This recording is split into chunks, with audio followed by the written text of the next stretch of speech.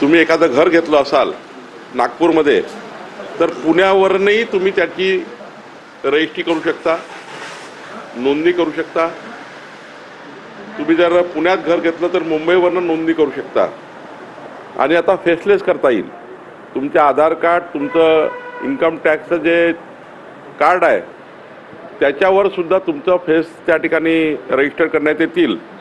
Faceless नोंदणी, मुद्रांक नोंदणी आणि वन स्टेट वन रजिस्ट्रेशन असा आम्ही 1 मे पासून सुरुवात करतो आहे। डिजिटल इंडिया, डिजिटल महाराष्ट्र हा संकल्प देवेंद्र फडणवीस सरकारचा आहे आणि त्यावर आम्ही हे करतो आहे। सर, ऐतिहासिक जो आहे तो लोकसभेमध्ये झालेला आहे, विधेयक मंजूर झाले वक्फ सुधारणा बोर्डाचं, तो ठाकरे गटाने विरोधात मतदान केल्याची माहिती मिळाली। मी कालही सांगितलं होतं की हिंदू हृदय सम्राट बाळासाहेब ठाकरेंचे विचार हे उद्धव ठाकरेंनी सोडलेले आहेत आणि आता तर हे काँग्रेसचे विचार मान्य केला। अजून एक पुरावा हा उद्धव ठाकरेंनी महाराष्ट्र जनतेसमोर ठेवला आहे। मताचं लांगून चालन करणे, मताच्या लांगून चालनाकरता आणि मुंबई महानगरपालिकेमध्ये एका विशिष्ट समाजाच्या मतावर डोळा ठेवून उद्धव ठाकरेंच्या लोकांनी मतदान केलं आहे, विरोधात मतदान केलं आहे। पण आता हिंदुत्ववादी जे कार्यकर्ते आहे महाराष्ट्रातले, जे उद्धव ठाकरेच्या शिवसेनेत आहे, ते शिवसेना सोडण्याच्या मानसिकतेत आले आहे। मला सकाळपासून कालही आताही एक मेसेज आला आहे की उद्या आम्हाला पक्षप्रवेश करायचे आहे, तर मी मंगळवारी पक्षप्रवेश घेणार आहे। पण उद्धव ठाकरेंच्या शिवसेनेतले लोक आता या भूमिकेमुळे अस्वस्थ आहे।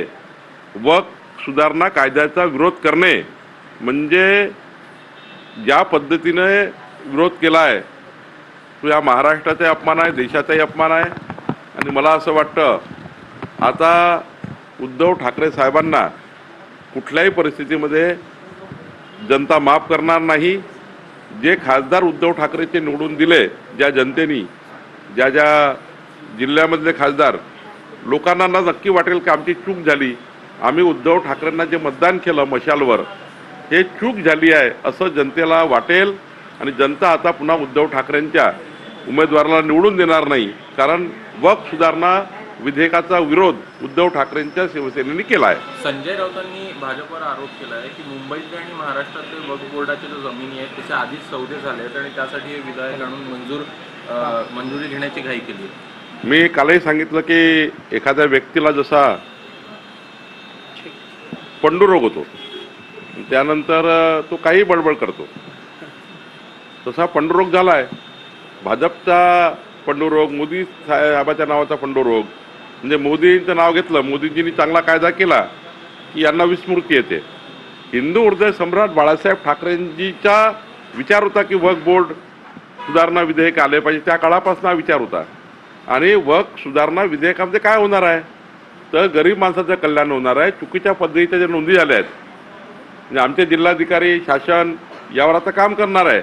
चुकीच्या पद्धतीच्या नोंदी वक्फच्या नावाने झालेल्या आहे त्या दुरुस्त होणार आहे। त्यात काय, काही मुस्लिम गरीब नागरिकाच्या जमिनी आहे, काही हिंदू गरीब नागरिकाच्या जमिनी आहे, काही मायनॉरिटी अनेक लोक आहेत समाजामधले जे मायनॉरिटी क्लास आहेत त्यांच्या जमिनी आहेत, काही देवदेवताच्या जमिनी आहेत, काही ठिकाणी तर खूप अतिक्रमणं केले आहेत, गायरान जमिनी आहेत।